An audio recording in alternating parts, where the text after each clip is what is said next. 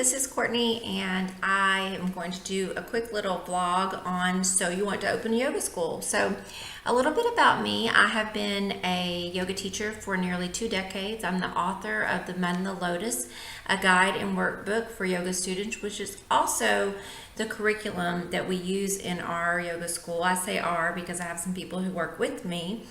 And we also use a couple of more resources in the school as well, but that is the main curriculum that I wrote for the school.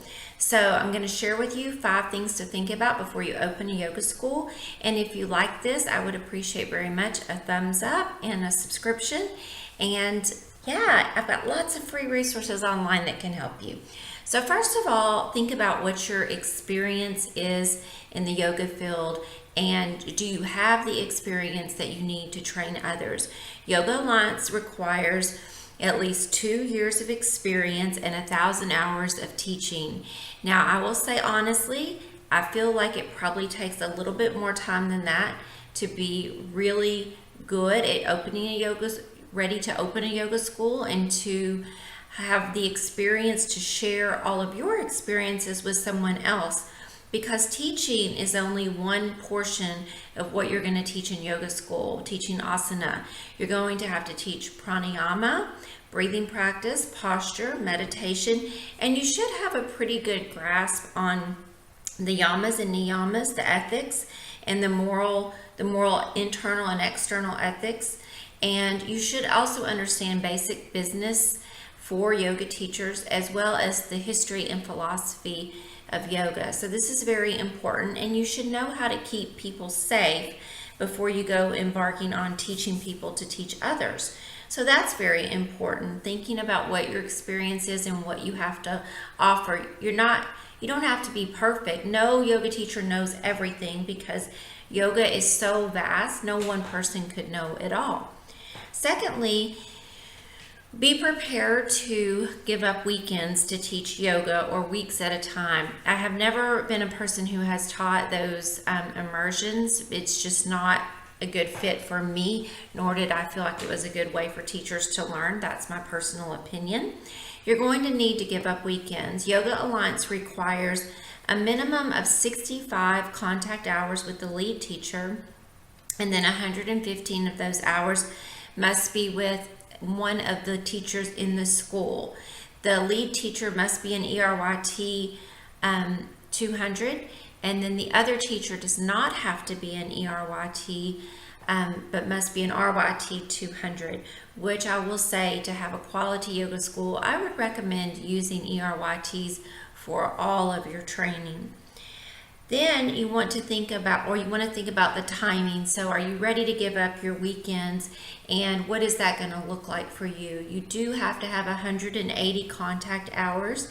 So that if you do about 8 or 9 weekends, then that's probably going to give you enough contact hours if you have another way for them to come in and observe and assist and get some of those other contact hours. But it's supposed to be in the context of teaching, not just taking classes. Then you want to decide where you're going to offer it. If you have a studio or a location, you might offer it there, or you might decide to host with someone else. So figure out where you're going to offer your school. You do not have to offer your school in a studio. It can be anywhere that has room to offer yoga in it. You could even use a house or a community center. I've actually rented out space in an art school for years to teach yoga school. In a counseling center right now. I barter space in a counseling center. So there's all kinds of places. How much are you going to charge? Now, if you're new to this, you probably don't want to be the most expensive. If you have a lot of experience and you're a pretty well seasoned yoga teacher, then you might be kind of in the middle of price range. How do you know what to charge? You're going to look at comparable markets. You're going to look around in your market to what people are charging, or you're going to look in comparable markets to yours. If you're in a rural city in Idaho, then you're going to look around in other rural cities in your state or states that are close by. If you're in a metropolitan area, you're going to look at what the market is bringing and bearing there. Then you want to think about who are the students you want to attract. You want to think about what are your gifts and talents and who do you want to attract. A way to do this is with your branding, and by that I mean the message and feel that you put out to the world.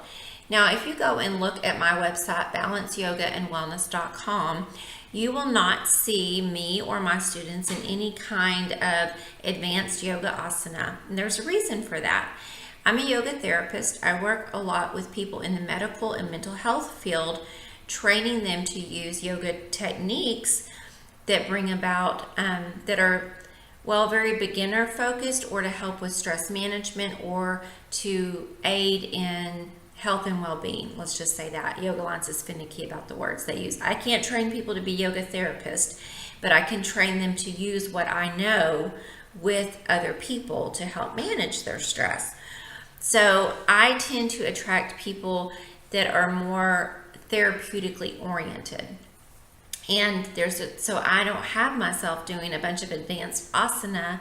I also get a mix from a younger to an older clientele. I work with a lot of academics and a lot of people in the medical field, as I said earlier. So I'm not trying to attract people who want to teach Power Vinyasa Flow.